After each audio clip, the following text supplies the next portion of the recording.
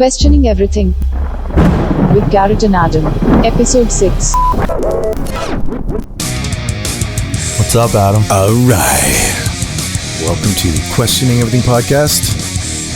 I'm Adam W. I'm Garrett K. Eeping. I'm Garrett Creeping.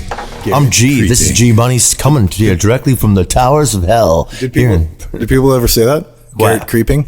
No, we were just at the river the other day, and my friend was like, why isn't your freaking social media name Garrett Creeping? And I'm like, that is pretty good. I'm going to change everything now. Yeah.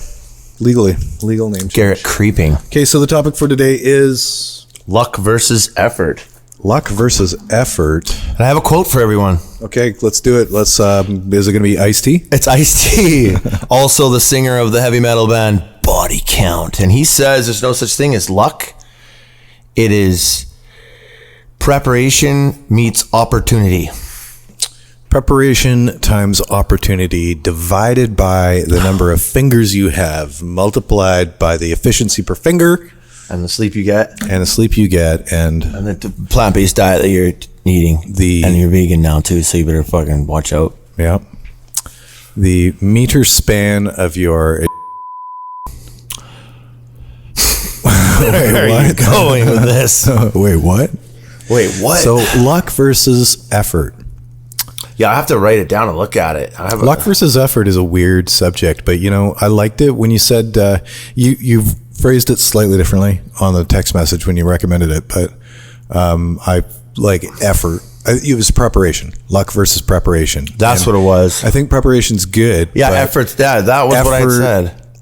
No, you said preparation. No, I agree. Yeah, and then I just changed it to effort because effort just seemed like overall. Preparation's kind of like a pre-effort, but there's a during effort and a post-effort as well. Well, that's what it takes to be successful, man. Effort, and I think a lot of people lack that. And luck. It's true. Yeah. And then they kind of wonder, why am I not popping off yet? Why don't I get those views on YouTube? Why haven't I gotten that raise at work? Well, why am I not lucky? Yep. So I say that I think that, yes, definitely, man. Like it's opportunity meets like, I've done a whole bunch of work in the past. I put a lot of energy into this, and now an opportunity has presented itself. Man, I'm lucky to get this. No, you fucking set yourself up for success, man. Mm-hmm. Mm-hmm. I think there's what's the word? There's a good word that describes it. There's moments that present, like there's timing for sure, like the stars align and at certain times, and for people, I'm sure, and you're just like, it's a very advantageous moment in time where you meet the right person at the right party and they have the right job available or something. But and it's probably the good Lord Jesus directing the movements behind the scenes. Jesus, it's the behind the scenes movement makers who make things happen for you. I think there's a fucking almighty power that throws out that red carpet for the awakened ones. Yep. Mm-hmm. The aliens. Mm-hmm. No, totally. We seem to bring up aliens almost every freaking... Is there probably one episode at the very beginning where we didn't talk about aliens? Yeah, episode 0. Because it was only 30 minutes, and if we had lasted longer... We actually talked about the same kind of thing as luck versus effort in episode 4, when I was talking about tempo and about how you need to use the shitty opportunity that you start with to prepare yourselves for the better opportunity, because you need to condition yourself first to be the kind of person who can do something better before you're capable of doing it, before you're really deserving of an opportunity to do it. So that's where effort really, lands. But I wouldn't want to take away from luck, because luck has a lot to do with stuff too. Which is kind of sad. It is and it isn't. It is and it isn't, but it's going to take luck. Like, so maybe it's better so in that case, it's better to be in that opportune state, be at that high functioning autistic level. So when when luck comes, I struck gold today. Well, it's a good thing I have my gold band out, sleeping beside the river there at Golden Ears. Yeah. Because if you Yeah, well, if you pray to the gold god, it's probably going to be making you more successful. In fact, you don't even have to do anything. All you have to do is just say, gold god, give me gold. Gold god. Reach into thine river, and the first handful that you pluck out will contain gold. Probably fool's gold. Yeah. With my luck. It's funny too, because I was watching one of my motivational speaker dudes on YouTube, and one of the things he brought up was like, y'all need to work harder. You got to earn what you deserve, or you got to earn this. You got to earn this. I earn this, blah, blah, blah. Because he was spent 10 years in prison. He's jacked as fuck, and he's got money now, and he lives in a nice penthouse suite. But he was talking like, he made a good point. Should I shout him out? I don't Wes Watson. If you guys want to watch a cool YouTube guy that's pretty dope, his name's Wes Watson. I've texted him a few times, but he says like, he's like, y'all get like, none of you could handle success. None of y'all could handle money right now because you haven't worked for it. You haven't earned it. Like, I think that's what you just said is really smart, man, because like, what if you did, think lotto winners, for example, you hand someone $1 million, a lot of the statistics are pretty wild with that. A lot of those people just go broke. They you got to earn your success and earn this money and earn all this shit, because then you know how to deal with it. Because we're like literally conditioned to just we're slaves right now. Like, I go to work, I feel like a slave in my construction job. So if someone handed me $1 million, I would probably right now be like, okay, like I'm gonna be okay. I would really be careful how I spent that money. But I think there's a lot of people who win the lotto or come into a lot of money and just squander it because they don't have the discipline. You see somebody and they're bawling and they've got the Escalade and they're covered in gold and they're literally dripping with money and they're handing it out everywhere, but they don't have the kind of income like old money where they've got so much income that they can actually facilitate that kind of lifestyle. They'll just have like gotten some money, whether it's an inheritance or a lotto win or whatever it is, and then they just start balling it, just rich personing it until they're broke, because A, they don't have an income, so they're not really replacing whatever they spend, and B, they don't have any sense of what it's like to have money, but they do have a very much of a sense of what it's like to not have money. So the comfort state or the recognition state is to be poor, right?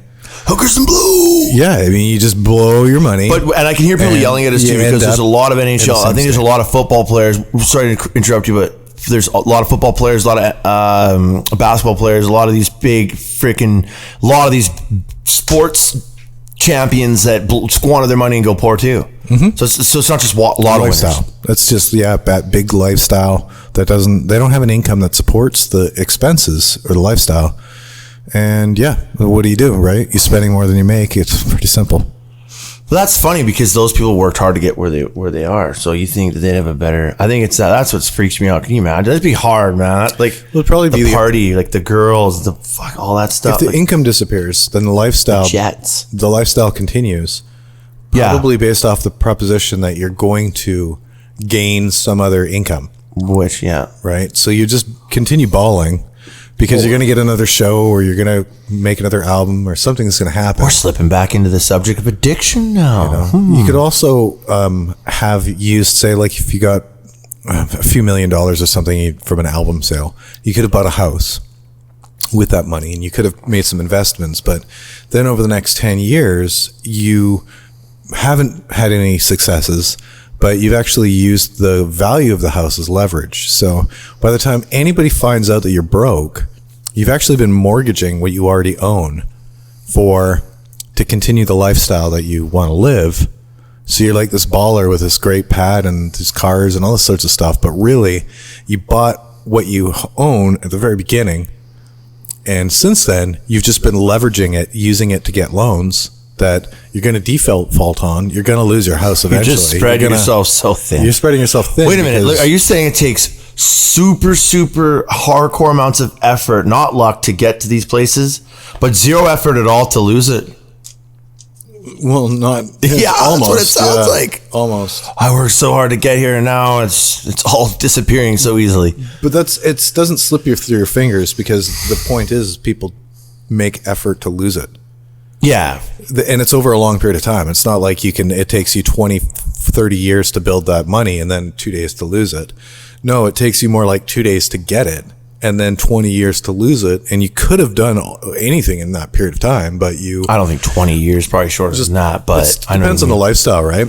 If people want to perpetuate a lifestyle they can't afford, that's what happens. But what's the point of that? Like, I mean, I certainly would love one for like a month to just go one day when I somehow make it in whatever fashion. I would like to just go on a 1 month fucking power bender, like a rich elite power bender, just to get the experience. Wake up in the morning, put some pills up your bum, start the day. Go out and just go psych. Like, where did Garrett go? He was doing so good. He's just he warned us all. He's checked out. He's not on. He's gone for a month. He's got to get the demon off his back. On a road trip in what you call the Ativan. He's literally traveling the world, going to all those red light districts, and he's just getting it out of his system. Now he's back. He's going to treatment. Like the suicide guy. There's a story about a guy who was thinking about committing suicide, and he had this life that everything sucked and it was just gone to shit. So rather than committing suicide, he thought, you know what, fuck it, I'm going to just blow everything I have on hookers and blow. And I'm going to go down to Mexico and I'm just going to live it up, live in a hotel room and fucking fuck everything I can and do all the drugs I can. And it was like 2-3 weeks in that he realized, shit, I don't even want to die anymore. I'm having too much fun. Oh, wow. And, it turned him around. But that's funny. Is that a true story? I read it in a magazine or something like that. But I read it on Facebook. It's got to be true. Yeah. I think I heard that somewhere actually, too. That I'm sure. I don't know either way. It's the spirit of it. It's good because... Yeah, I mean, the values that we have as far as, say, the red light district and getting really, really tuned on drugs, those are fine values. I wouldn't get tuned on drugs. It would be alcohol. Those are fine values, though, for like getting by and surviving and daily living and everything like that. But when you reach the bottom of the barrel and you're thinking, like I used to tell people, like, go to Guatemala, hitchhike somewhere, because at the time I was traveling and there's a lot of young people that are traveling, like, don't have any family and they start to get down. Anyway, it's like, just fuck off down to Costa Rica or something. Like, why are you in Canada in the gloomy weather and shitty cold, right? And totally, it's nice here, man, but like in that, fuck that, right? Not in the winter, you can be anywhere, and if you can be anywhere and you've resigned to like leave society, you no longer want to be part of this game that we're playing, then don't half-ass it. Go somewhere that's nice. Go somewhere that's pleasant. Thailand would be okay, but like Asia and stuff, you're really starting to risk because you can just disappear. See, this is funny where you're going with this, because that'd be pretty. Sorry, that's one of the things about addiction. Like, for me, just quickly here, like the idea of like stopping a substance because it's ruining your life, and drinking by yourself or whatever it is by yourself, or sitting in a drug house, like getting high on like heroin or something, like that's so like that's easy to stop. I mean, once you're out of it, kind of look at it and go, that's kind of easy. Like, for me anyway, let me just speak for myself here. I know that I'd rather come here today and drink than drink and create. But the idea of the party, I think, is the hardest thing to let go. That stimulus of the high lifestyle. And then what you're talking about right now, like, you're getting dopamine just from like the cars, the money, the women, the status. Then you add alcohol and drugs and everything else, and it's just like, your brain's just going psycho. You're talking about the pursuit of spirituality and happy, in a sense, like hitchhiking, right? That seems like a better. Well, it was just the circumstances I was in at the time. I know, but that sounds like that's a more. If you're living in the city and that's where you're going to find yourself, though. Once you come, it's not something that normal people are going to find themselves in, though. Right. It's a better chance that you're going to fly to Cancun and spend 2 weeks or 2 months on the beach and, decompress there. Most people aren't going to pack a bag and go hitchhiking around. No, I know, but what I'm saying, but I remember the idea of that being so cool, right? And you didn't, and I'm like, I don't need to add alcohol to that. Just want to go do the experience. Right. But. Oh yeah. Yeah. I don't think traveling around, hitchhiking around and getting drunk is really something that you do. It requires a lot of effort. Yeah. Alcohol's heavy and bottles are heavy. Liquids are heavy. You'd probably just want to carry water. Yeah. And mushrooms to get really fucking high. Where are we going with this, though? Save us, Adam. Yeah. How to get lucky in Mexico without getting roofied. That's a thing. It really is, though. Right? Or Thailand. You just wake up next to like, oh, it's a... Wake up in the bathtub with the ice. With a little note that says "Don't move." There's like for like a day, 2 days. Yeah, there's like a fucking straw in your gut so that your kidneys can breathe. Well, the idea there is to like not get so fucking obliterated that you're checking right out, right? Well, but people, that's the interesting part is that the drugs used, people will have like 2-3 drinks and black out. There's a lot of stories about that. It's like in Mexico. A lot of stories like that. I'm sure they're getting roofied though, or something. Exactly. Roofied or something. And it was specifically to rob you. That's carelessness. So that's probably like people like look at maybe to poison you because they might have a deal with a clinic that if you get sick, then you have to pay for the clinic and then the hotel gets a cut. So the hotel will make sure that you get sick because the clinic will cost you like 1,500 Canadian. And the hotel gets, 500 of that. What? Oh, sure. There's so much shady ass shit going. Like in a country that doesn't have regulations, you're lucky if the liquor you're drinking is really it. That's where they open the sealed bottles in front of guests and stuff, because it's not going to be real. It's going to be just re-poured. I think that's what they're saying. And my buddy was saying he goes to Thailand all the time and like the full moon parties, and they have all these like all the booze like there at these huts or whatever you so while you can just buy full Mickeys and full bottles, and it's all like super distilled, like watered down or just terrible. And it's probably rebottled and like super strong. It's like you don't want to touch that stuff, you don't want to drink it, but meanwhile you're flying high wasted, you're like, just give me the booze. And you know what I mean, like that's kind of I don't know, but anyway, like what gotta be careful. Yeah, and what's the point of all that? That's kind of where I'm at too. Like right now, I just want to put mass effort into life. Mm-hmm. That's where I'm at right now. Like the idea of doing that party thing is so fun, but I'm like the effort. Like I want to put enough effort into life so that opportunity meets me. Mm. Well, and then if you meet opportunity, you're ready for it. That's right. That's it. I've seen it. You've got to hit the ground running. You can't run. Because you won't keep, if you're not running when you hit the ground, you won't be able to keep up with whatever you're chasing. Well, yeah, like I was on that podcast a couple of weeks ago, and I felt out of my league for sure. Like I was on with Jesse Leach and Buddy there, and for the first half hour, I was like, I'm out of my league. Like Jesus Christ! Yeah. And even Jesse's very spiritually, he's come a long way with his addictions and all that stuff. And I was like, but I was prepared. Mm-hmm. Because like I tell you before, I spent a lot of time on the toilet talking out loud to myself like I'm being interviewed. Because I just like to be prepared. Which is fucking weird. It's not if you fucking... It's not at all. No, it's weird. What I'm saying is it's weird. Well, it's... No, it's definitely... It's not that it's not. I talk out loud where not just specifically the toilet, but... It's just, I just talk about my plans. Just as long as you know that it's weird. Like if somebody ever looks at you like you're weird, that's probably why. The guys at work think I'm weird. Literally heard you talking to yourself. People ask me all the time, in room. Are you talking to yourself? I'm like, yeah. I don't even care anymore. I'm like, yeah. It's just when I get busted being pretty loud and someone's looking at me like, what? What's the problem about being judged and then learning to accept that I don't care anymore. Exactly. Is you just don't care anymore. Because it prepared me. I was prepared for there's an advantage to that, but there's also a huge advantage to not talking to yourself out loud.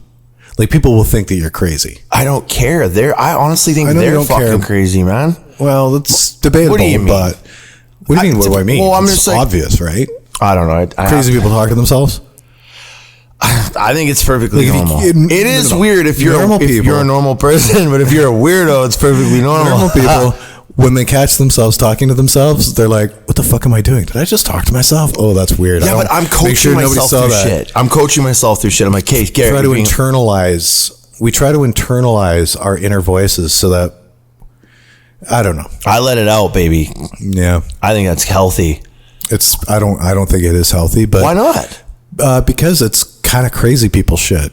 Like I don't think it's unhealthy because if I was talking, it's eccentric. I can accept that it's eccentric, totally eccentric. But it is kind of like I don't know. What am I supposed to do? Just fit in? Like I can tell like I'm working.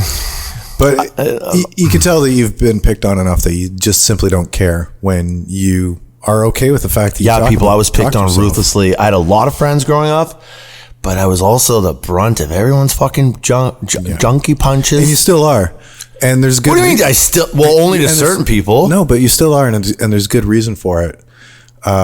It's not a negative thing. I don't think it's a negative thing. I think it's just because I'm really outgoing and fucking it's your personality. Yeah, and you're almost open to it. Like you leave yourself open to it. You've just I'm starting to rein it in though. Personally, I'm becoming very self-aware of it now, and I'm like, hey, wait, maybe I don't need to be like. I'd like to define.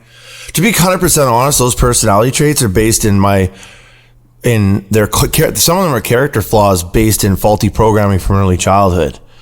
It is. Sure. I'll see myself on videos or when I make videos or parts of me, because there's times when I've like hated who I am. I'm like, sure, fuck, I hate my voice. Fuck, I hate myself. Everyone's right. I'm a loser.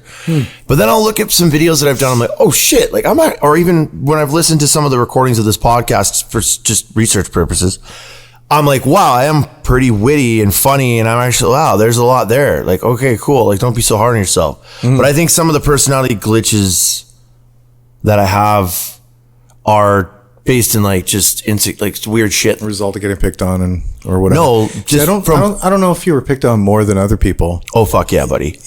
Fucking rights. Like I know in our friend circle our friend circle is damaged, man. But you were just like that guy. Like it was almost like the class clown or something like that, where if you need a target for a joke, you know. Yeah, but that's not good for someone's psyche, bro.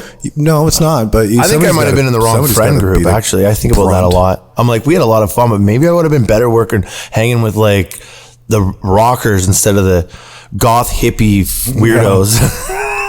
Maybe you started off as a hippie. Oh, fucking rights, I did. You know, you're just a dorky hippie, and you did a lot of you fucked up a lot, and you did a lot of shit weird and wrong, and it wasn't bad. It was just like personality stuff. But I'm saying a lot of that came from my childhood, being raised in foster care, not having a strong masculine figure there full time. Like I'm a product of a dysfunctional home, and as I'm growing into an adult, I'm like, okay, I need to put the brakes on some of this shit. I think you're putting too much effort. I think you're putting too much emphasis on your own effort involvement in it. I'm thinking that there's a lot of luck. Because a lot of what? A lot of luck. Because this is like before a person becomes very super responsible for themselves. A lot of luck. Okay, we find ourselves in a life. Say it again. We find ourselves in a life. Yeah, we find ourselves in a life. Yes, as a person, and we have to figure out who that person is. We have a social status, we have a financial status, we have all these things, but we've really just found ourselves in the situation. That's right. And so I've become self-aware of that recently. Luck. Or bad luck in some cases. Yeah, you're right. Like say, for instance, like let's just say my personality type or my path, right? Definitely, you know, we both kind of got this showboatyism, but I've kind of got this like more of an arrogance thing. Anyway, we both had similar experiences, but let's just say, you know, I started slinging bags when I was young and never had a single problem, never had a single hitch, kept everything in control, kept everything in check, everything. Oh, yeah. I was on top of the shit. For sure, man. You got into it. I remember when you just sucked ass. First thing, like it was fucking like a day after you got your first bag and you got fucking busted by the cops. Yeah. Right? I remember that. I got driven home by the cops to my foster parents. And they're like, here. And I was like, oh my God. And then you went, let's not say too much, but then you went back to the place and you got a cuff. You got a I don't remember this. Front. Yeah. I do. Okay. You actually got it cuffed. You got another bag cuffed, and it wasn't a small one. And that was because now you had to sell more in order to make up, in order to pay them back. Oh. And what ended up happening was one of our friends that starts with a she ended up having to go around, save my ass, and fucking collect up money from all of our friends to pay these motherfuckers back because they were not the type of people that you wanted to owe money to, right? And you were just like fucking oblivious. Oh, wow. Really? You knew what you wanted. So I had good friends. You had good friends, and we cared about you a lot back then, even like at the very start, right? See that? Okay, so that's cool because but yeah, you had this propensity to like, whereas the rest of us would be like, fuck yeah, I've got this, and we do it. You'd have this propensity to like stumble and bumble and fuck up and get busted and get, Okay, so that's amazing because that's the lack of a masculine figure in the home, dude. 100%. Without your big brother, well, you were my big brother. Our friend group was a pack of wolves, man. We all were dysfunctional, fatherless, broken home people, and we all looked out for each other. Yeah. Yeah. And it was amazing. And it was actually the most special group of friends. Like, we were lucky we had it made. But we're all different though, and you can't blame who you are, because this is a lot of who you are. Like, if you strip out your I want that part gone though, man. If you strip out your damage and your experiences and everything like that, you've got this like it's not like it's a problem. It's not like it's an error.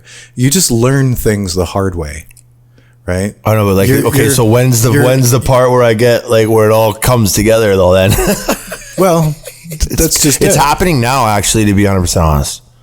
Well, because now rather than luck, you're working on effort. Oh, because hardcore. This is the very beginning of your life when you can't even really be expected to be responsible. Like I said, you can't be expected to be responsible for who you are, because you just found yourself in a thing, and everything's luck related. It's all chance. And yeah, and in case sorry, dude.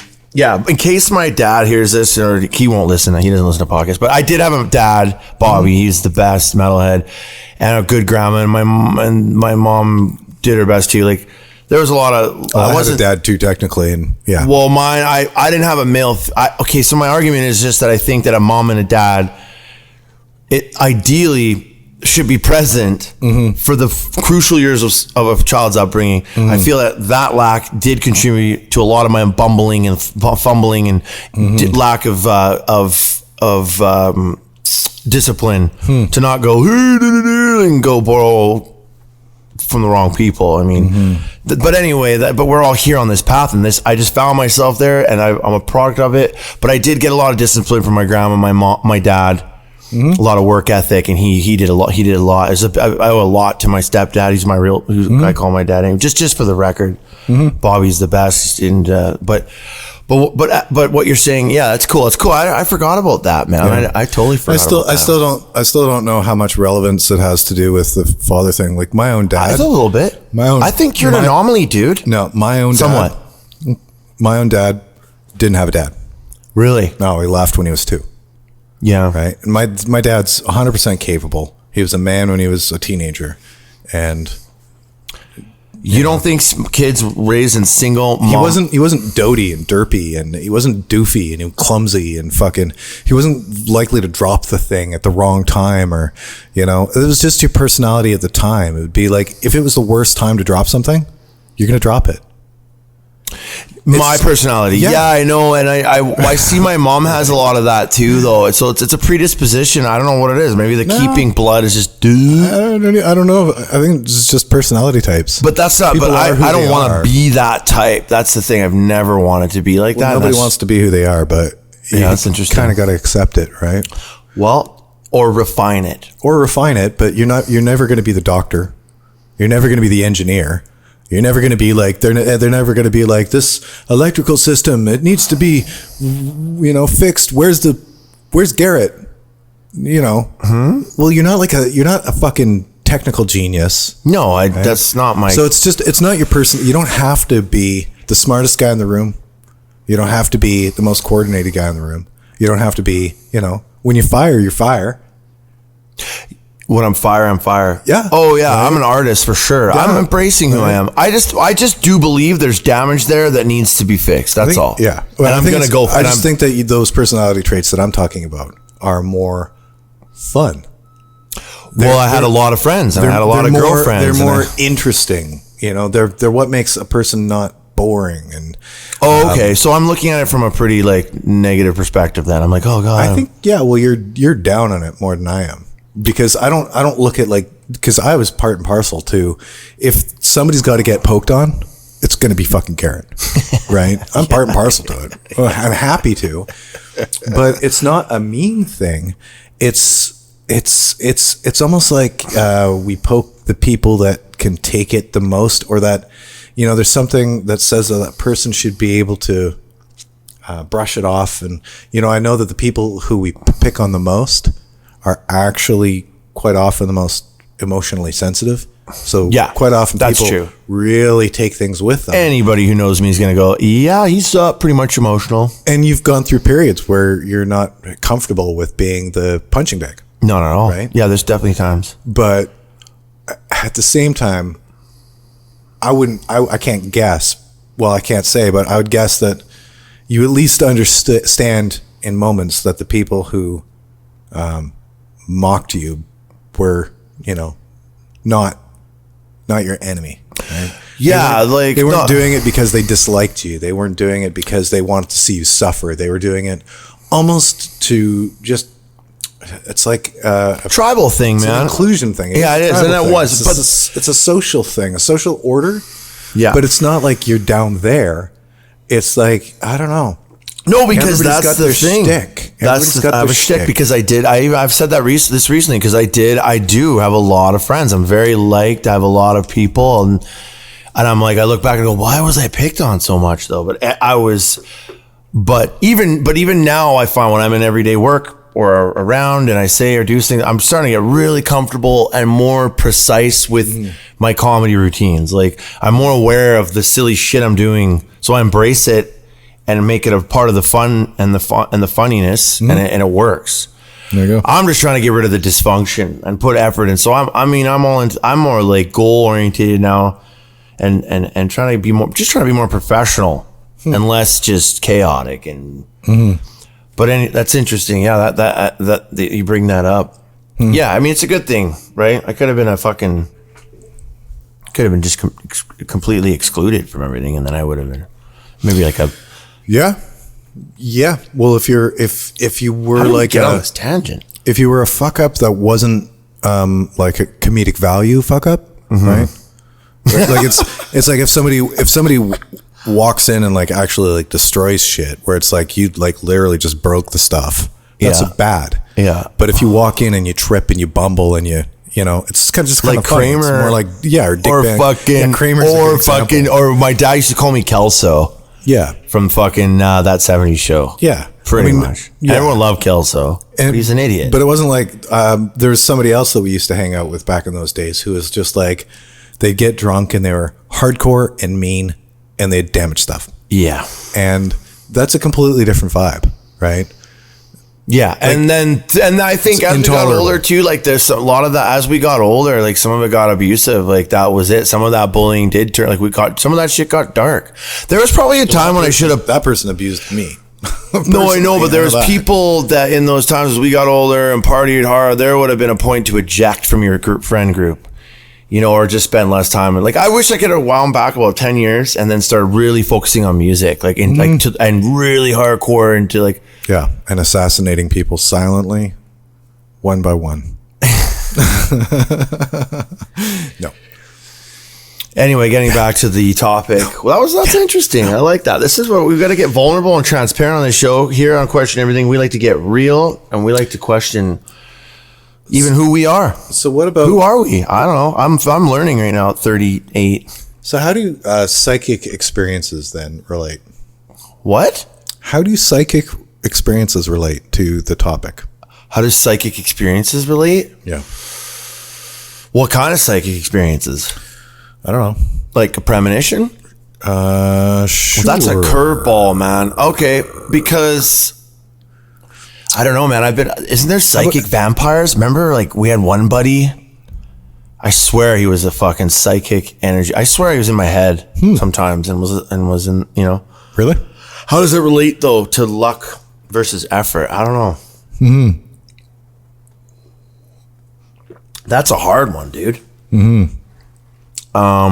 Psychic experiences relating to luck versus effort. And this is a weird connection, but this is a connection that I actually make. Okay. And it's one of the Thank God you're going to save us. one of the reasons why I was like, yeah, okay, this is a good discussion point. And it's kind of just a part of a broader conversation that we have been having and will continue to have probably. And that is the development of our awareness, self-awareness. Right? So I believe huge, man, that luck is actually a huge part of our self-awareness. That okay. We don't have control over our consciousness and our self-awareness and our any of that sort of shit at all. It is part of our autonomic system until we learn it, right? And one of the differences, I think, or it appears to be, one of the differences between a person who experiences strange anomalies and phenomena and a person who doesn't is luck. Meaning that at some point in somebody's life, you have to have been lucky enough to either accidentally or autonomically or just have stumbled on a particular phenomena, even a field of experience or a field of senses or a field of awareness. And that train. Fuck off. And I hate the train sound. Stumbled on it by luck. Please don't. You'll have essentially ingrained some brain synapses stuff that allows you to revisit that. Right? Revisit what? Revisit whatever it is you experienced. What I experienced? No, I just gave us a scenario. Right. And I was saying that train was a bit fucking distracting, I'll be honest. Really? It's a fucking train, man. Go like continue. A child. Continue. So, like, say, when you're a fetus, your brain learns about your body through stimuli, right? But it's just this random firing off of muscles. As the muscles develop and as the nerve systems develop, they just start firing off random stuff, just like test signals. Yep, this is working. Totally. Yep, that's working. And the brain acquires this test signal data and begins to map out what it's dealing with. It begins to be aware of the body. So it doesn't appear that the brain would even be aware that the body exists to control motor function were it not for these involuntary firing of muscles and stuff that then lead to mapping of the neurons that then lead to the brain being able to control it. So the first thing that happens is the brain experiences it by luck or just by random firing and as the muscles are developing. And then once the baby's born, the brain will have learned enough about the body's system that it can like move the arms, move the legs, kick, scream, cry, open eyes, close eyes, stuff like that. Okay. Right? I don't think any of that's luck though. What? Well, it's not necessarily luck, really, yet. What's luck is that during the period of somebody's life then, they will either have the luck or the fortune or not to have other things profound experiences. Right? So much like the muscle that fires and teaches our brain that it's there. Yeah. There's other faculties, there's other functions in the human that is not something we have any control over and not something that our brain is even aware that exists unless it's, for some reason, starts firing off neurons, starts firing off electrical signals so that the brain now knows that it exists. So I'm under the impression that people who are aware of more sense experience, they're aware of other stuff, like the term psychic is a dumb term. Yeah, you threw me right off of that. Let's just say that the term psychic could envelop then anybody who has extrasensory perception of any form, right? And any possibility, like why doesn't everybody, right? So for me, the answer to why doesn't everybody just simply have all the faculties that any single person could discover because there's multiple people who seem to discover different faculties. And I'm not talking about like wacky, fucking stupid book shit. I'm talking about like as realistic as we can get.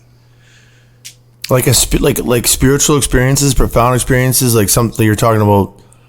Talking about what specific faculties? Just like senses. Like right? they get really hyper self-aware. Well, no, let's just say the most layman example of a sense would be like you can tell somebody's looking at you. Somebody behind you over there is looking at you, and you feel like somebody's looking at you. That's a pretty common thing. It is fairly common. I mean, it's like common enough to study in universities. Oh, wow. But that is a sort of sense, right? So there's these strange experiences that people have. Sometimes they believe that they have premonitions. Sometimes they believe that they have telepathy. Sometimes that they believe that they have this ability to detect when somebody's looking at them. Sometimes they have That's intuition you're almost leaning into here a little bit. Well, sure, but intuition's more like an understanding. This is literally a sense thing. You don't understand that. You don't use your intuition to detect that somebody's looking at you. Someone, no, you don't. No, you don't. That's not. I know where you're going with this though. Like this is where I thought you were going to go with this. With this luck, it's lucky that some people. What's lucky? Become super self-aware and cognizant of their. Is that there's not 100% chance that the functions in us that may or may not even exist or activate those functions. Yeah. Well, what's luck is that those functions. There's not 100% chance that you will experience any of them. Let's just say that there's 10 possible sense functions or capabilities or whatever the hell it is, right? Psychical fucking traits. Habits. There's a very low chance that anybody's going to have some faculty fire on its own in order for your brain to even know that it exists anyway, in order for it to even start watching. So explain that fire. The firing? Well, it would just be like a muscle when you're in the fetus, where there's just some stimulation. I get that. Then your brain gets to etch it, gets to understand where it is, gets to form a neural pathway to it, to whatever, and it increases then the chance that you'll be able to stumble across it again. Right. Right. Right. Oh, with my volition. Gosh, I see what you're saying now. Like the random pop, like the snap, crackle, pop in that fetus. Like it whap, whap, whap, whap, whap. We're freaking out. Like you might later down the road come into those neural pathways again, and it might lead you to become like what a fucking. Well, no, but it's like when you're in the fetus, your muscles. Yes. Do that. I understand. And that means that when you're born, you can move your body. You wouldn't be able to move your body otherwise. I understand that. Like your brain isn't hardwired to your body. Yeah. At all. Okay. There's no wires. The way the neurons work is that the brain and the body is connected, obviously, through the nervous system, but the firing of the muscles, the movement of the muscles, tells the brain that they're there. Which is weird. Right? Okay. So the muscles have to move before the brain can control them. The brain doesn't just have a wiring connected to the muscle. See, I thought that they did. Okay. I thought there was the muscles have to move for the brain to have some neural pathway, so that when you want to move your muscle, your brain knows how to do it. Right? So everything's programmed in the brain first, and then the brain is capable of exercising its own desires. Okay. That makes sense. Yeah. Now, when it gets into something that we can't prove or whatever like that, we start to talk about something like a psychical thing. Well, it's actually luck then that a human being has any firing of any system, of any functional system, whether or not it's the pineal gland or whether or not it's something else. Who knows what the hell, right? And then once that fires off randomly, that increases the chance that the person will have more experiences in their life because now the brain has a map to that. Okay, so I was function. following you. Yeah. Okay. So let's just make up telepathy, right? Let's just say that you have an accidental experience with telepathy at one point. Okay, Now, so hypothetically, this is where I'm confused. Let's say we'll go here, but like this is where because you sometimes really discredit these experiences, and now you're saying that what if it accidentally happens? I'm thinking you're talking about you're lucky enough to be to become an NHL superstar or some sort of insane talent. I've been saying these psychic. Yeah. These okay. Faculties. That's okay. That's great. Okay, but. This is what we're talking about. I understand, but it's just okay, continue. And I'm not saying that this is real, and I'm definitely not trying to validate it. Okay. This is, again, we can speak in hypothetical For scenarios. Sure. But if the hypothetical scenario in this case was telepathy, then it would be that because you're not a telepath, right? Nobody's born with telepathy. Mm-hmm. It's not that we know of. Well, but if you experienced it, that would be an accident. And it would be luck that you even experienced it. It'd be maybe some misfire in your systems and your faculties allow it, or whatever the hell's happened, or just some instinctual pop, or and then now your neurology is aware that function exists in your body, and it's more likely to be able to repeat that again. Exactly. So telepathy is obviously a radical example, but it's descriptive. Most people would report different things like time issues, not like being abducted, but even just experiencing time in different rates. I feel like that all the time. That's called flow state, though. What do you mean it's called flow state, though? Well, when you're like, for example, this is a perfect example, this podcast, like when we get into a good conversation and we're really like engaged, time flies. If I'm at work doing some tasks I can't stand, or if I'm in any situation like traffic or just something, you're just like, oh, time drags. Yeah. Well, that's a fairly superficial way of describing the same thing that I'd described. Okay.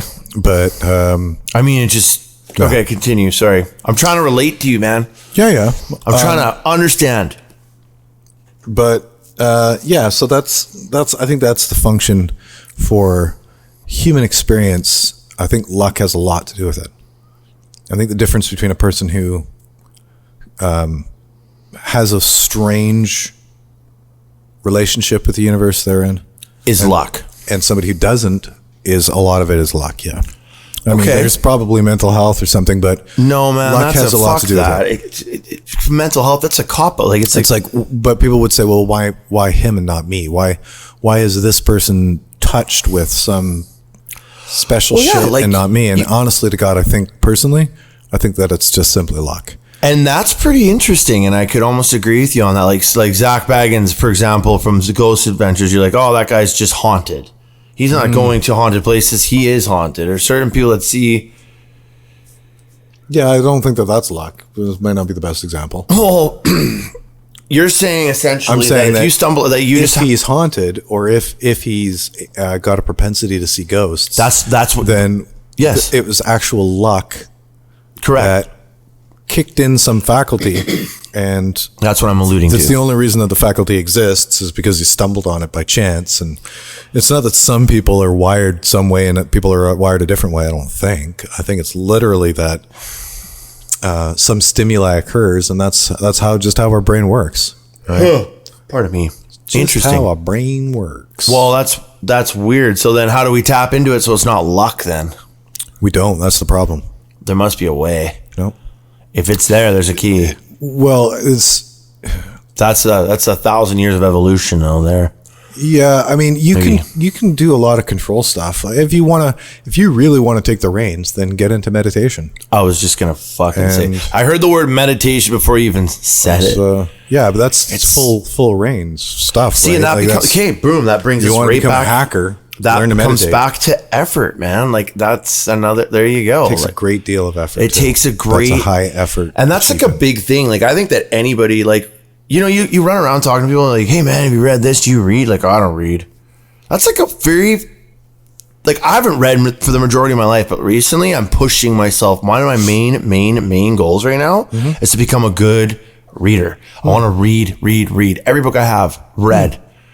And the effort that requires, just even Joe Rogan said this, Aubrey Marcus just said this on their podcast. They're like, oh, I think you should have half audiobooks and half reading. Because the mind just wanders. Like, you have sometimes, you read and then you forget a paragraph and you have to go over it again. Like Joe was just saying this, and I was like, oh, cool. I can relate to that. But the effort, you can actually gauge how good your focus is by it. But he's obviously a very focused dude because he's slaying it, right? But the Not effort, necessarily. No, is that luck? No. I mean, I'm saying if you can't, like, if you get halfway through a page and you're like, oh shit, didn't really read it. Then keep going. Or go back and it's reread indicative that your focus is fucked. So then reading itself, okay, well, no, not necessarily. You could also just have a wild imagination. Nope. It's that your focus is fucked. Okay, I think it is that your focus is fucked. I agree with you. Whether or not I can read and finish and understand what I'm reading and remember it and move on from that page is a focus thing. I agree, but I also agree. I do agree 100%. But there's also parts that are like, reading almost seems like a little bit meditative in itself. Like, so then I think it's good for the mind because it allows us to work with the parts of our mind that compartmentalize. That's right. And I think that visualization, using our mind to visualize and using our mind to really healthy. For your brain. Yeah, and when you're reading stuff, quite often you have this like mental picture that's going along with what you're reading. Yeah, and it's good. I can't remember my point, but it's just the effort, like just like putting more effort into, but meditating is like another big one, like trying to just, my point was you talk to the majority of people and you're like, do you read? No, I don't. Okay. Do you meditate? No, I absolutely don't. And those are two like very, very important exercises for your brain that I think we should tap into more. And anything that takes effort to that level should be done. Like you're just, and then you can turn, into luck. Turn shit into luck. Oh, I'm lucky because you can't turn anything to luck, unfortunately. Well, I think if you could, it wouldn't be called luck. It'd be something else. Well, that goes back to us, effort and work. Thing, really. Well, that turns back into effort, though. You're talking about a more. I'm talking about like putting severe effort into your day-to-day life to achieve goals that other people might perceive as lucky. Yeah. Well, people do, right? People work hard for 15 years and then finally get success. Overnight success. People are like, wow, you were really lucky. Overnight success, man. Yeah. And that's where that Ice-T quote comes in. No, there's the odd lotto winner. There's the odd, almost everything. That's random. You are going to have to put in an extreme amount of work. Effort. To become a lotto winner? Yeah. Well, even then, you still have to buy the ticket. You can't not buy the ticket, Well, I mean, there's also the big tips I get when I'm delivering pizza. Like every night, I seem to get one $20 tip. That's lucky. I'm always thinking that to myself. I'm real lucky. I'm super lucky. Yeah, that's just law of averages, I guess. Well, it's just like without luck, we'd be fucked, right? Without luck, we'd be stuck. Life would be boring. Without luck, either everybody would be endowed with everything, all the opportunities and all the fortunes and all the capabilities. Luck is almost a limiting word then. The word itself has a limiting. We live in a world where fortune's shared by the few. Which is a limiting belief, man. I truly believe. Like, I don't think. Sure, but so like this podcast, man, like we got goals. I truly believe with enough consistency and effort that we'll strike gold one day. We'll be lucky. Sure. I mean, absolutely. There's hundreds and hundreds and hundreds of podcasts. I mean, I guess it's just what level of success you're looking for, I suppose. But I feel like, like if you're born the Prince of Saudi, now you're talking. That's luck for sure. Like if you're born like one of those child actors. Like there's luck. Okay, there's a great example of luck then. Like the Olsen twins. Is it though? Like, because they all end up growing up they end up being having. It's the most obvious version. We're of lucky luck, to be born here in Vancouver. What were you gonna say? Sorry. I think really the broader question is what parts of the universe are randomly selected luck factor, and what are based off of cause and effect, or I mean, you can say effort in this case, but cause and effect in the greater universal thing. We're in the Goldilocks zone of the. Sure. Oh, like, is that luck? Well, that's just it. There's or just even like in the calculations of things. What part is mechanical cause and effect, cogs in a wheel type thing, and what part is dice rolling? Where does dice rolling really come in? With belief and probability, I was talking about how the bottle could disappear any second. Which is interesting. I see, because which is a dumb idea. I agree. Well, it wouldn't happen, but it could.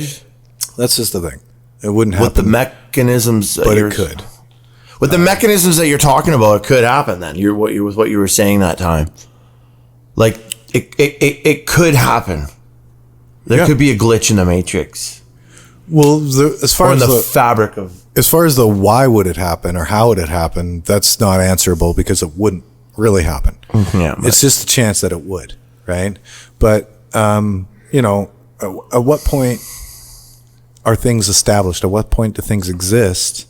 Because there was a dice rolled and it just happened to land on that number 3 times in a row. And what 3 times in a row? And what parts exist because they were started as a fractal at the inception of the universe and just happened to become what they are because that's the way the formula unfolds. Okay, right? Here's another example. What about humans? Are humans here because of luck, or are humans here because when you put up and down quarks into a universe that creates 3 dimensions and starts spitting out stars and shit in 12 billion years, eventually a planet life. You've got people talking about it, right? Is that I got another serendipitous moment, like another coincidence that happened. I told you at the beginning when we started this podcast that I will take note of these and bring them up. So is this luck?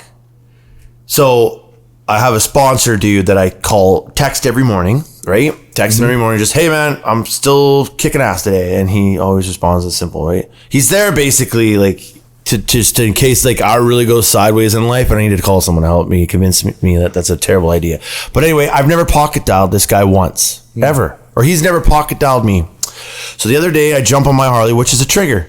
It's a trigger for alcohol. And going on a sunny day and chase, there's a lot of triggers there. So the other day I jumped on my bike. The trigger came. I was able to go, I'm good, man. I'm just going to ride. But my brain's like, let's enhance this. Let's go down. Let's enhance this with alcohol right now. And I'm like, really? Shut up. Oh yeah, motorcycle. That's what an addict, that's your brain. That's the addict brain neural pathway I've carved in there that I have to slowly undo. You don't think that's real? Well, no, it's just weird that you're on a motorcycle and you'd think that. Like, that's dumb. It's not weird at all, man. That's just dumb, right? Well, it's obviously, okay, this is where I run into problems with certain people and other fucking assholes that I really that have no clue about. Because they're like, why would you think of drinking on a motorcycle? Because you have no understanding of the real. No, I get that. Okay. Do you not agree that it's I dumb? agree 100%. But you don't want to drink on a motorcycle. But when you've been escaping all your life from yourself, you've carved in a place in your brain that says, I'm going to get on a motorcycle. I got fucking some metal blaring on wicked wireless headphones on a $20,000 Harley. I'm kicking ass at life. Now your brain's like, let's enhance this. Like, actually, a lot of people do, but are able not to get pulled over or lose their licenses or go through world-class bullshit. But what my point is, we're getting back to luck and synchronicity here, because I'm a strong believer in synchronicity. That's just where I am. That day, I conquered it. I was like, okay. But yeah, shame on people who don't understand, because if you're judging that and you don't quite understand like how that works. Not that people are going to judge you. Some people do, bro. But I'm not. You're not at all. I still think it's dumb. It is dumb. Right? Like, I'd be like, if you were in a I agree 100%. Bronco or something, it wouldn't have even crossed my mind. If you were in a boat, even, it wouldn't have even crossed my mind. Why a motorcycle? What are you talking about? Why a motorcycle? It's way more dangerous, but like, so is a fucking Bronco or a boat. No, it's not. No, Christ, no.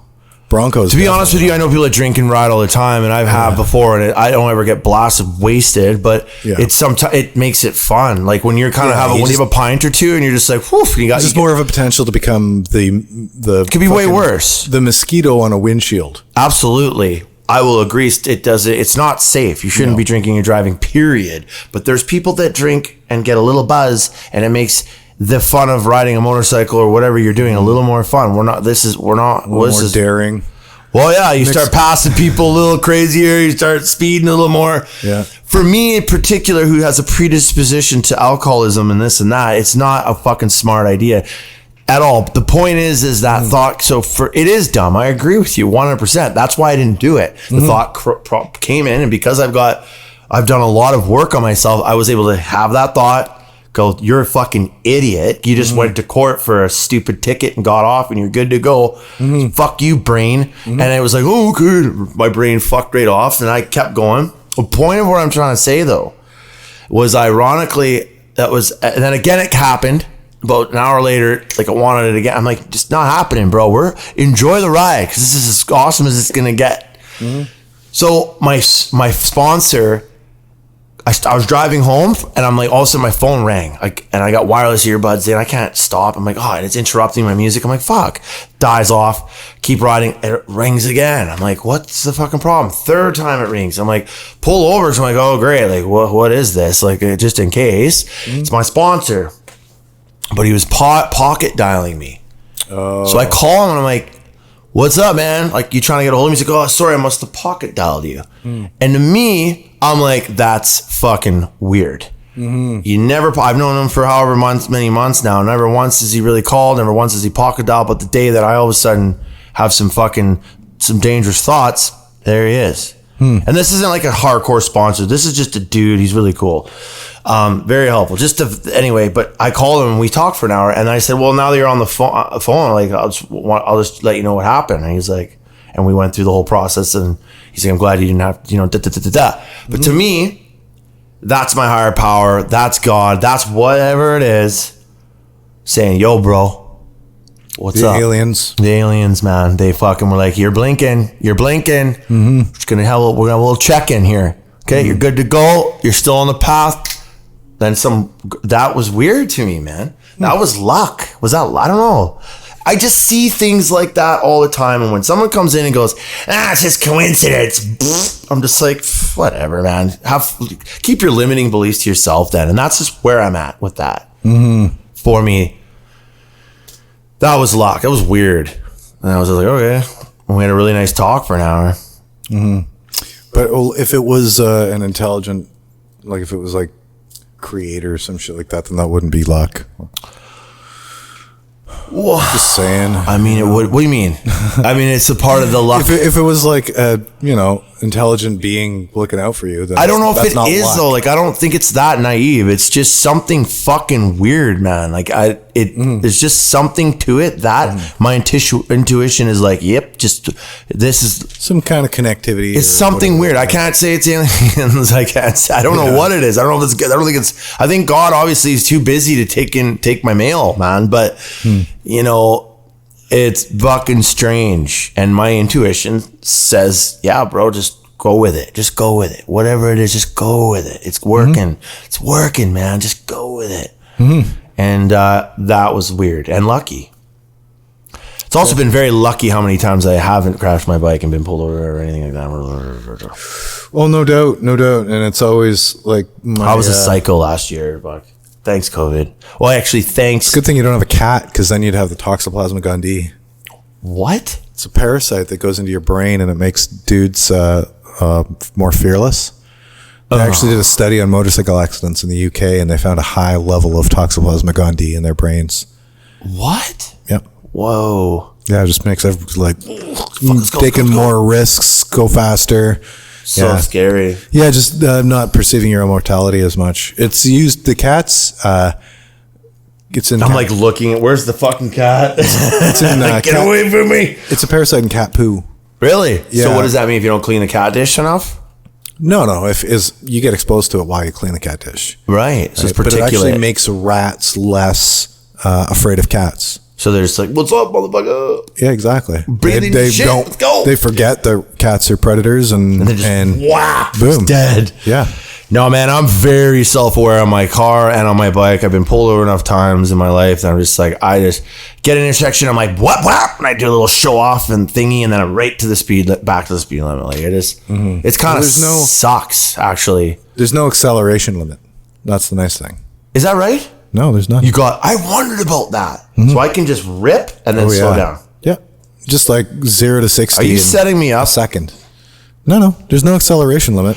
You're fucking. If I get my the only license acceleration limit is the person in front of you, right? Even in old cruise controls, they didn't really have a good slow start. So if you had your cruise control set to 80, you turn it on and it just goes fucking.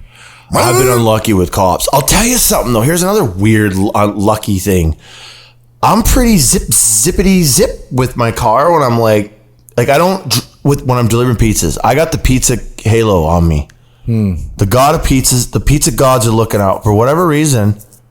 Fuck. Better knock on something. I was literally about to just go up. Fucking Garrett, you don't get the. I know, right? But I don't aggressively speed while I'm delivering pizzas or anything. I've gone through one roadblock and they let me go, and it was so fun that I went through that roadblock 3 times that night just on purpose. I went through it once.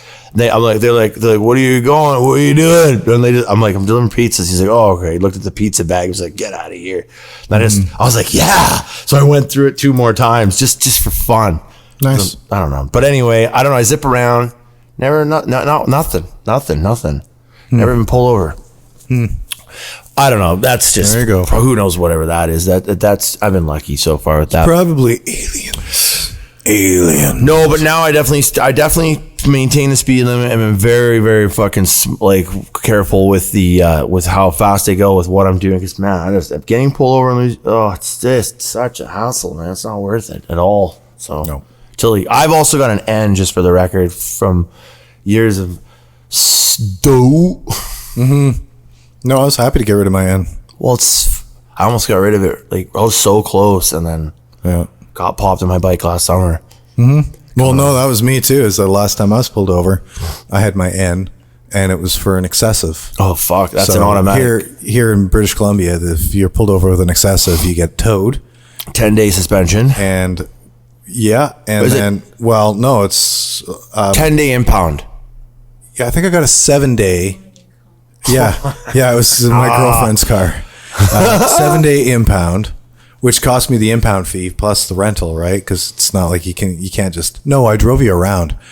No, we got a rental. Did we get a rental that time? I don't even remember. I think the first time I lost my license, I had a rental for a bit. Did you get a suspension after that though? I got a 3 month. No. The first time I got it, excessive. I got my license pulled for 4.5 months. Right then and there? Nope.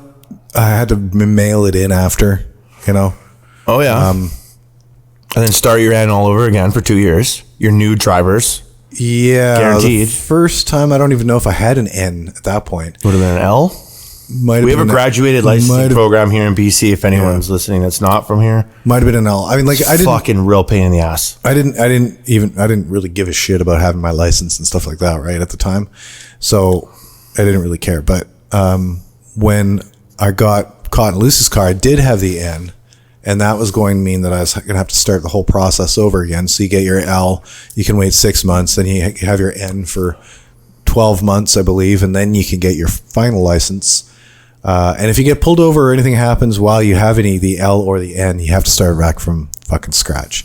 So, anyway, I went to court and the police officer was sick that day, thankfully. Holy shit. So I ended up, I just went to court last week for the other half because I just lost my license for 4 months and what was it, over winter, and that was bad depression. That was a real bad rock bottom. I still had a house and everything like that and place to eat and live and stay. It was fine, but it was a bad one. Anyway, I had to go to court for the other half of the ticket that resulted in that. And there's 2 other people there and the cop, I don't know. Yeah, he didn't show up. He was sick or something. And they both, the people that were there were like, yeah, he was such a dick. Oh, he was so mean. Like, and this was like an older guy. One of the guys was like an older dude. Yeah, he came running up to my truck, screaming at me. But I mean, so this would have been the cop that would have shown up. Is my point. That's the guy. If there was a cop that was going to show up, it would have been him, and he didn't. Because I guess who knows? But I was very lucky. Yeah, no, it is, and you need to get thrown a bone once in a while because we tend to fuck up. We're imperfect human beings, Yeah.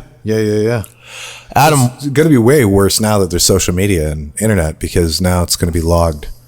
Whereas for most of our lives, we could fuck up and it was just lost in forgotten history. God, and dude, nowadays, can you imagine you're going to be Facebook memories year after year after year. I don't get. Can you imagine? I'd like to. I would never want to go back to like 5 years ago, even like 8 or 9. That's why you got to put your best shit on there.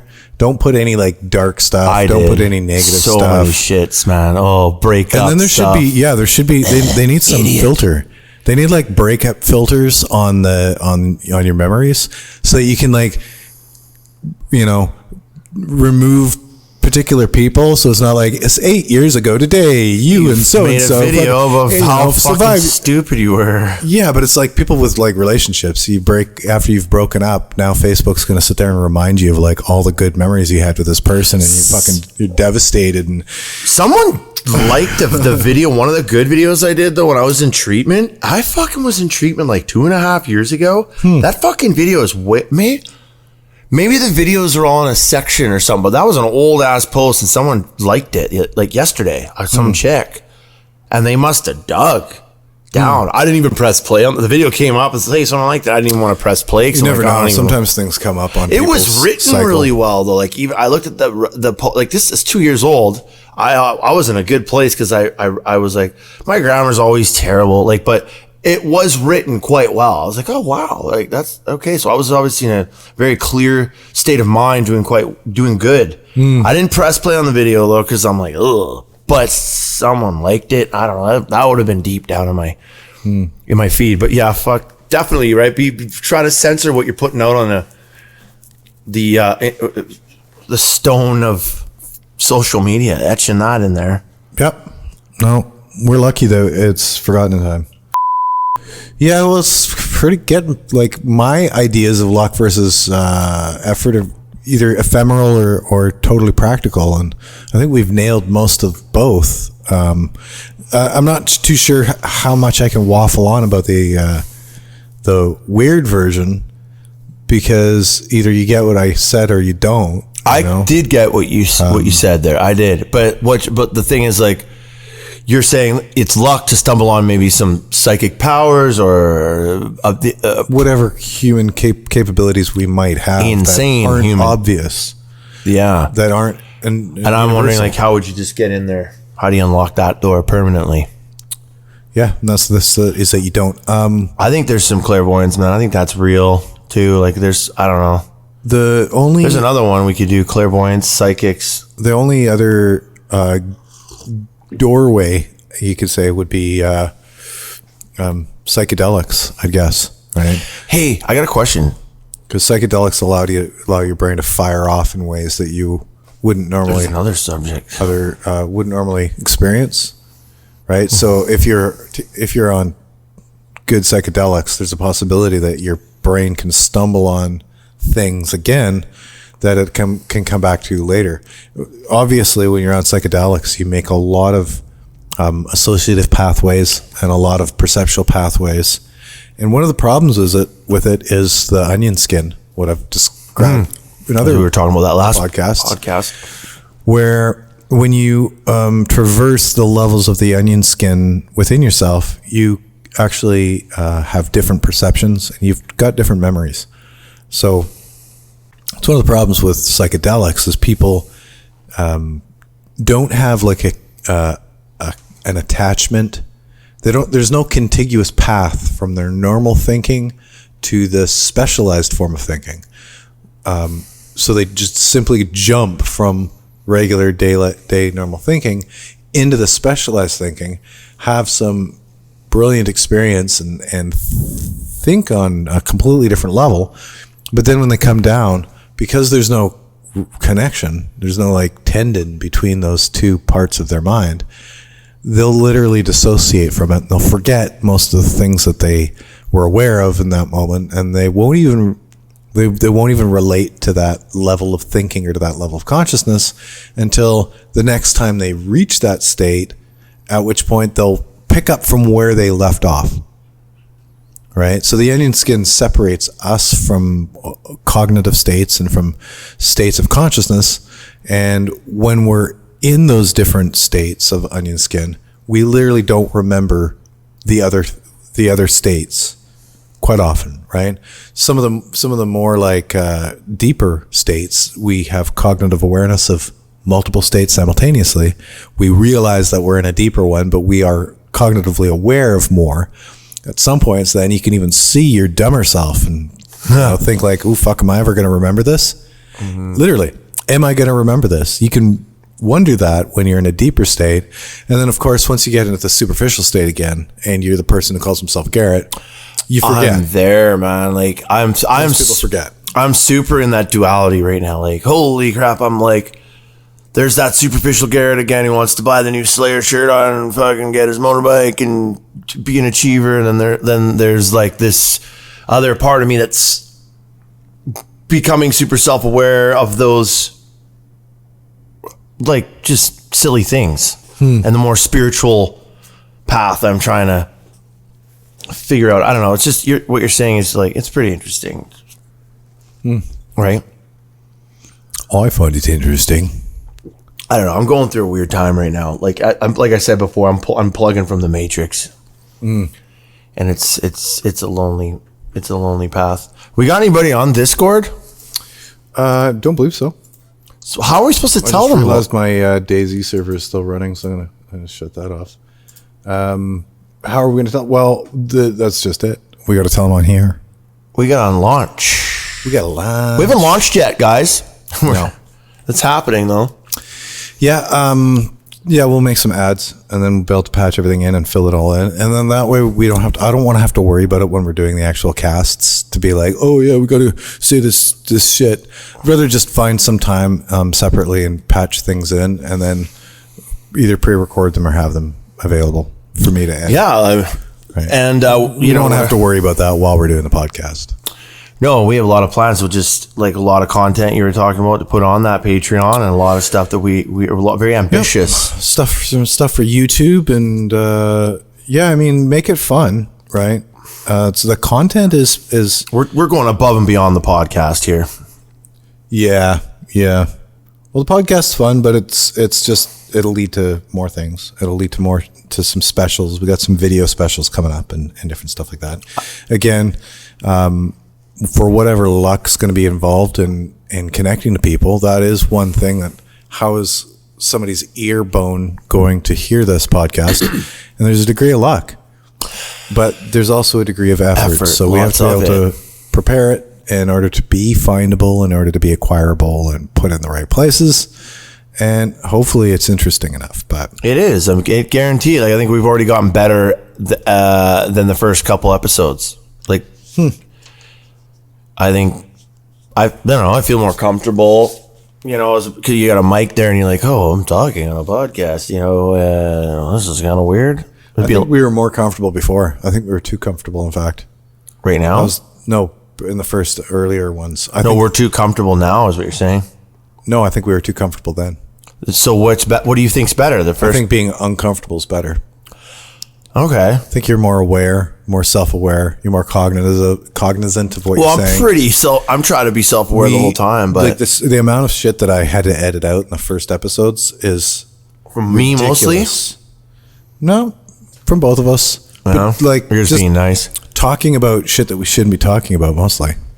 Yeah, really. It's moving this podcast in a different direction. Well, that's what I'm saying, but you got to you work your way through it. I don't know. I feel like we're moving in a really good direction. I'm getting a little more comfortable. Like the first couple episodes that long, we're just getting used to the idea of being on a podcast. I'm definitely self-aware enough to be like, hey, watch what you say, or, I don't know.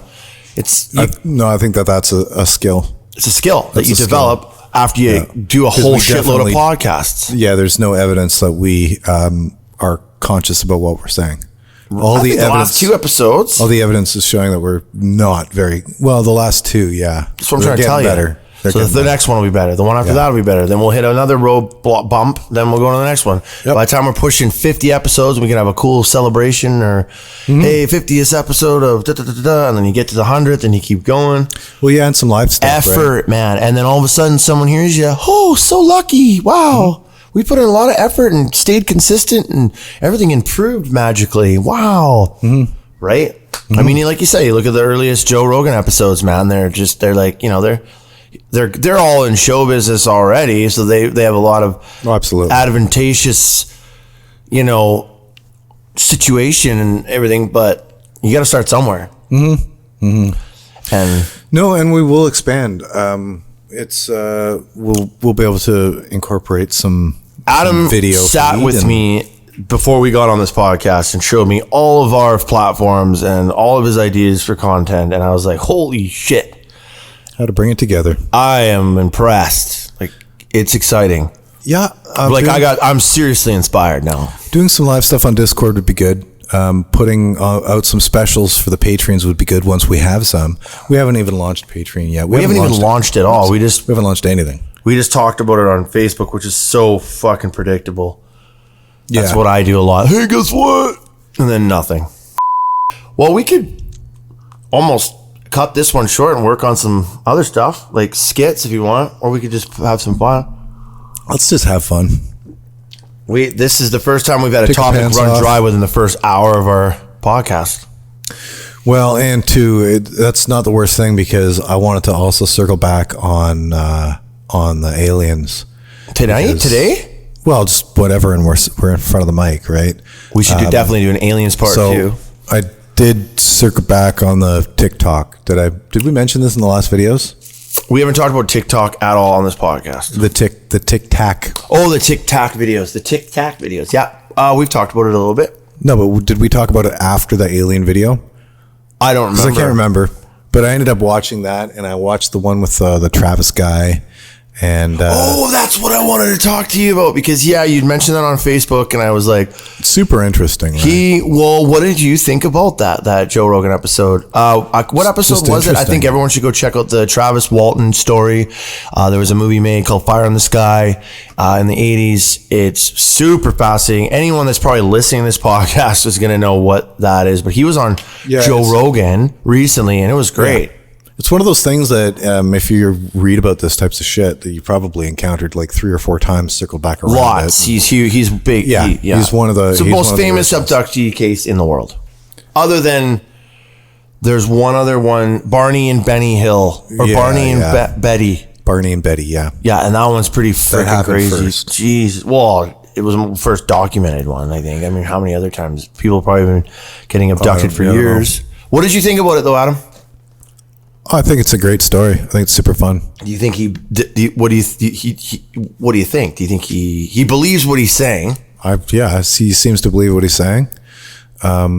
He doesn't quite have the same level of authenticity as His voice is real cracky. Bob Lazar. Weird, eh? No, that's fine. He's just an old guy. I found his voice. Lazar's a little bit more like, he's handled it so much better. I think Travis is maybe because they made a movie out of it, and there's a little bit more limelight, and he's like quick to sign everything, and I think it happened. Well, it's something happened. I just don't know. Something what happened, and he was gone for 5 days too, eh? Yeah. And like they wanted to convict everyone of murder. Like they're like they thought his buddies murdered him, right? Like Yeah. Because I mean, he was fact they're up in the mountains in Arizona cutting down trees, and they were driving out late at night and saw a light. Travis got out of the truck to investigate. He got hit with a beam. There's a lot more to this, a lot of intricate details. Hit with a beam. He fell to the ground. They all bailed, went down the road. We're like, we gotta go back. So they went back up the road, and Travis was gone. they went back to town, and then like everyone was like, "Where's Travis?" They thought he murdered him. Everyone was under. They had to do lie detector tests. They all passed them too, over and over. They even went for the weakest link in that group of guys, which was like a young kid who was a total messed up drifter. Like he was, and he's kept to the stories. There's just a lot of details that surround that are very consistent, very compelling, and but even Joe Rogan brought up Bob Lazar and Travis to HB. Who was it? It was on his John St. Pierre. And he said he didn't quite know. He felt that Bob Lazar was definitely telling the truth. Yeah. I think Adam's distracted by my foot smell. I'm sorry. Foot smell is definitely pervasive. I came from work to here, and I apologize. No, it's a good story. I've been watching him. Like, he's usually a lot more. He's usually way more engaged in these conversations. And the whole time I'm looking at him and I'm like, there's something wrong with him. And I know, I apologize, man. I came from work. It's not that distracting, but it is certainly. I feel like it could be, though. Use some fucking Neg Champ or something in here. Lucy, can you? Oh, fuck. I apologize. Listen, if the gyms had showers, I'd be in there. That's too funny. They should. I feel like you're gonna be polite and say, no, I'm not losing my focus, but I think my foot smell is really fucking up his concentration. No, it's just like when it comes down to topics like that. I apologize. That was I've got a lot of reservation to jump on a bandwagon.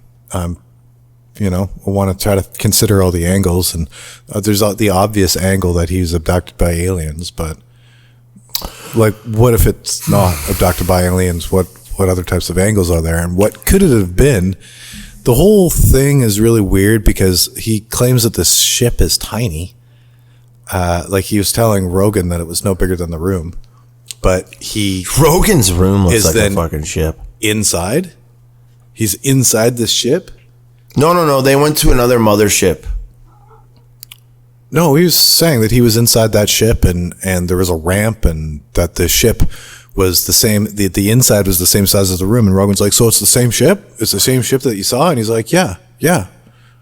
Oh, I remember that part. I think he said that he went to another ship. He said that a ramp went down and he started panicking.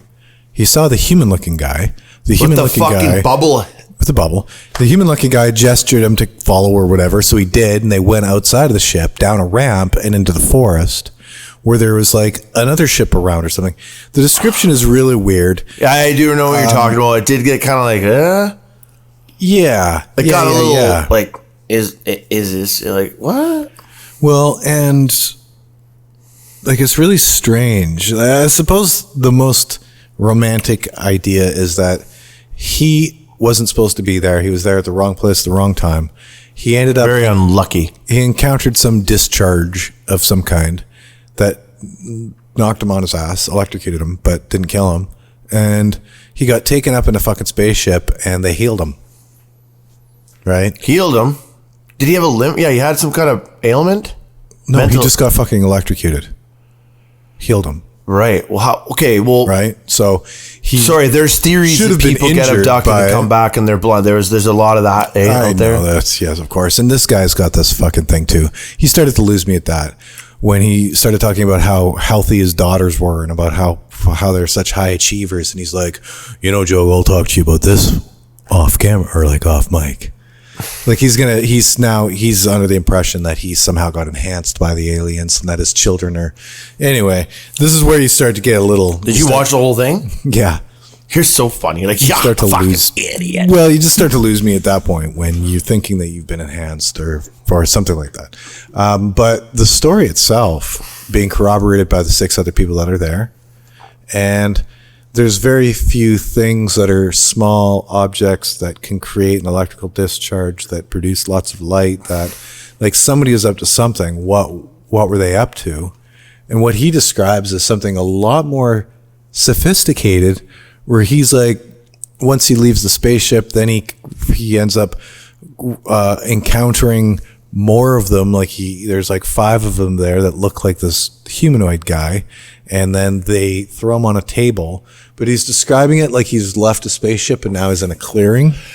And that's where there's the table in the clearing. I watched it a couple times and I was like, this is not reading. Like, this is not visualizing, right? But then they strapped him down to a table, and then he's told the story a lot, man. It sounded like that's what I'm saying. Like, his voice was like, like I've told their story so many times. Like, it just that's what I kind of felt like he might have maybe. That's a whole new. Okay, I don't get you. Yeah, his voice was so old. Creaky, and he's like 75 years old. I know, but it just, the vibe I got was like he had told this story so many times, and he had said he was reluctant to even come on the podcast in the first place. But that section that you're talking about is one that I didn't even know it was. Watch out, kids! If you tell the same story too many times, it'll make your voice creaky. Well, I mean, he's also been in the limelight of... No, you're missing my point. I'm making a valid point, which is he's been to tons of these show. He's probably told the fucking story hundreds of times. He's gone to... People come up to him constantly, hey, man, you're the fucking guy. Hey, man, you're the guy. Like, his demeanor, his body weight, he just is this... He was 22 when it happened, so his whole world is basically post this experience. The exhaustedness of the story was almost audible in his voice, and that's a thing, man, I think. Yeah. Yeah. Like, there's creaky old voice, and then there's, I was abducted by aliens, and this is the 10,000th time I've told this story. It's that part was a bit weird. I will agree with you, and it wasn't in the movie. Have you watched the movie? They're thinking about remaking it. No. You should watch it. It's pretty cheesy. Honestly, I don't know if I have any interest. I wouldn't mind seeing the guy a little bit more, but let's get him on the podcast. I don't. Yeah, that'd be fucking wild. I kind of wonder about the story. When I'm thinking about what else it could be, I wonder whether or not. That's an interesting angle. Like, what else? That's what I can appreciate from you, Adam. Is like, if it wasn't aliens, then what was it? Something happened. So what could it have been, right? Like, yeah. Was it an elaborate hoax for him to hide? He says he doesn't remember going to the bathroom. What? He says he doesn't remember going to the bathroom. What Oh, yeah, I know that. He was gone for 5 days, right? Yeah, and he said... Yeah, and he's like, well, I didn't have any... My clothes were in soiled. Well, they probably... If they're high-tech people, they probably just sucked it right out of them. Oh, yeah. I don't know. I don't know, because I wonder things like... Did him and his friends... did his friends maybe take a joke too far or something like that? And then fucking knock him out and leave him in the fucking put him on acid or something and throw him in a fucking tanning bed. Yeah, maybe knock him out or have somebody else knock him out and leave him, and I don't think so. And then realize later that they made a terrible tragic mistake, and then went to the place that he was being held captive and was like, if you don't say anything, we won't say anything, and we've all got to get through this life, and we'll fucking kill you if you speak up. But no, here's the story. Well, for me, that's more reasonable than aliens abducted him. Here, I'm going to give you some information. Then you want to do some homework, which we should probably do. What you need to do, actually, and that's go watch... Fire in the Sky? No, man. Watch, there's a new documentary out. It's fairly recent, I believe. It's called Travis. And that's just the old one, isn't it? I'm going to have to Google it. And I thought Travis was old. I don't think so. Documentary Travis. Here's some information. 2015, so it's 5 years. 6 years old. I thought that one was made in no, and it's really good, and it goes. So you got to watch it because you'll actually be able to analyze the people pretty well. At the people, I think one of the guys comes out. It ruined people's one of the guys left town and went, and I think Travis stayed in that town all his life. And one of the guys in particular left to forget the whole thing. And some of them are on this documentary, so you're able to really analyze them and at their mannerisms and kind of get a good feel for who they kind of are. And the sheriff that goes into detail. Watch Travis, please. Yeah, no, I'll check it out. But because I'm guessing that it's the purpose of telling the story in however many ways to to tell that story, I'm not going to find any clues to what might otherwise be there. Right. What otherwise might be there. You just said simply that lost. maybe his buddy beat him up or knocked him out and they played a big prank. There's just no way. Based on that can be crossed off the list based just on that documentary, that theory. That's all I'm saying. What you just said. Okay, I'll watch it, but I don't see how. It's just the testimony is pretty convincing. Like, I don't think they pulled a prank on him. Something else happened. Yeah. And I'm trying to come from an objective point of view here with you and say, okay, let's not just jump to the fairies and the fucking gremlins. But that's the problem, is that he is alleging that he was abducted by aliens. I believe he was 5 days personally. And then he said there other stuff's happened on that podcast, on the Joe Rogan show. He had said like he was admitting to there was more other visitation when he was younger. Like a lot of this stuff wasn't out. I think he must. It felt like he shared some details that weren't in the fucking. I'm sorry, man. What? Adam's now putting. He's plugging his nose now. I'm trying to move my hair to my face. I think it just felt like on the Joe Rogan podcast in particular that he had shared some new information. Cool. Which was like, oh wow, why didn't you bring that up? Like, we've made these movies and these documentaries. It's been 45 years, but maybe I'm wrong though. Like, I don't know the fucking guy, so. And the history of the story, and he could have told multiple different. He could have had multiple different memories. He said he was I think he had stuff happen when he was younger. Yeah, he was talking about other stuff. Again, it's a propensity for somebody who sees one thing, just for whatever reason, is more likely to see other things. I mean, I just think it had just happened. I think it's there. I think it's happening. I think they just we send fucking things out to Mars that crawl around and take samples. We, we get monkeys and put makeup on them and inject them with shit and torture them. We kind of sort of directly act the way that some of these abductions are happening. Same with like cattle mutilations. Oh, pull the cattle up and cut its tongue out, do these intense surgical procedures, allegedly, and there's just a lot of weird. I just would like to know what the frick it is then, if it's not aliens and it's not like cattle mutilations. Maybe it is like black ops and shit, and they're just doing, or just a cult, but there's some weird proof, man. What do you mean weird proof? Well, just proof of what? Just that there's just that it appears like that a cow, like all of a sudden they're all scared really scared. Okay. Well, like it's just like it appears that they're taken from one spot and dropped way over in another spot. There's no tracks.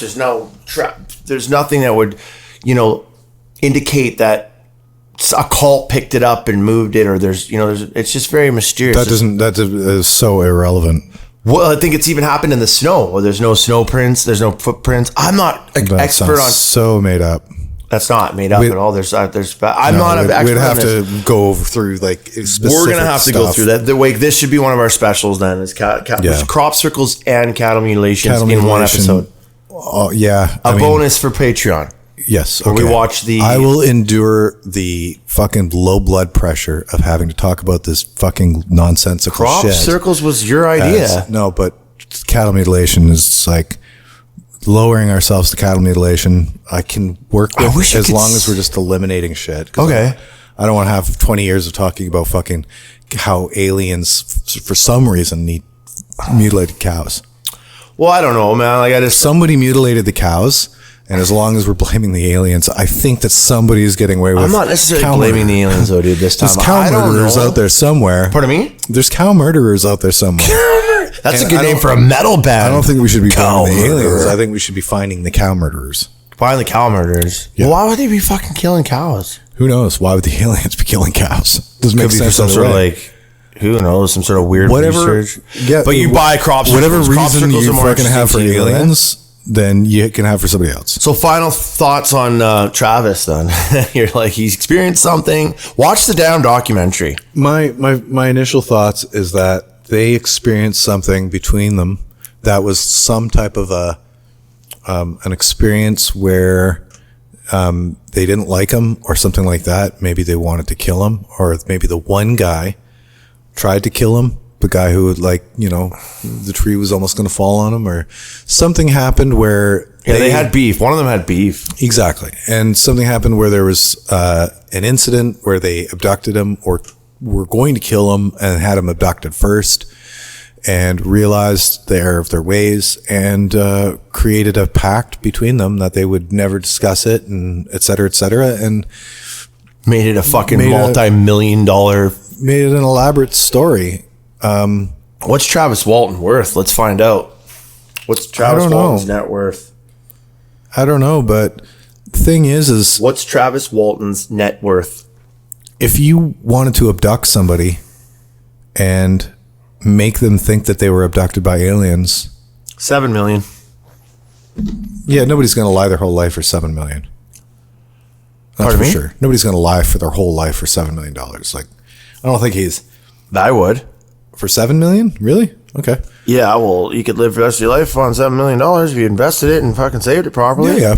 That's his net worth now, but that could be wrong. Who knows? I'd bet that it's gone up recently too, because the whole thing's just getting more and more popular. Well, that's what they even said on the podcast, that it's more accepted now than anything. Yeah. What about that video I shared earlier today with the Pentagon? And they're slowly just the sort of Fox News article. The Pentagon's putting more videos out there and slowly and seemingly disclosing UFOs. They just basically admitted on news we've got going distractions and psyops. That's what the government gives us. And so distractions and psyops. Fair enough. What's psyops again, dude? Psyops, psychological operations. Oh, for fuck's sake. Right. So psyops would be let's just say loosely speaking, like Al Qaeda or something. Let's fucking like that. tell them a bunch COVID, of shit. Yeah. Whatever. You need an enemy. We got it. We got it. And there's a lot of declassified information about plans. We got another one. Yeah, there's plans constantly. Well, that's what they're doing. COVID's about on its way out in the next year and a half or so. We'll have a new terrorist. Now, it's aliens. Now it's disclosure. Scare the shit out of the public with aliens. Now they really need to believe that we're here to protect them. Yeah, the problem is that you get to a point, they're going to get to a point where they plateau, because there's like a threshold of absurdity. Yeah. If they go to aliens, what more do they have after that? Oh, I'm sure they could come up with lizard people and all kinds of shit. Now there's going to have to be multidimensional beings. Imagine how scared people were. Because they're just creating the bar of the threshold. Infinite. Right?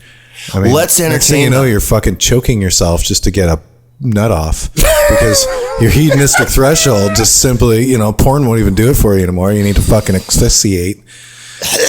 Well, fuck! Now you're getting into this real Jeffrey Epstein territory, man. Well, the Jeffrey Epstein is an interesting story. Here we go. More and more is coming out about that too. Well, that's and what kind of leverage he had. Was he killed, or did he kill himself, or was he murdered?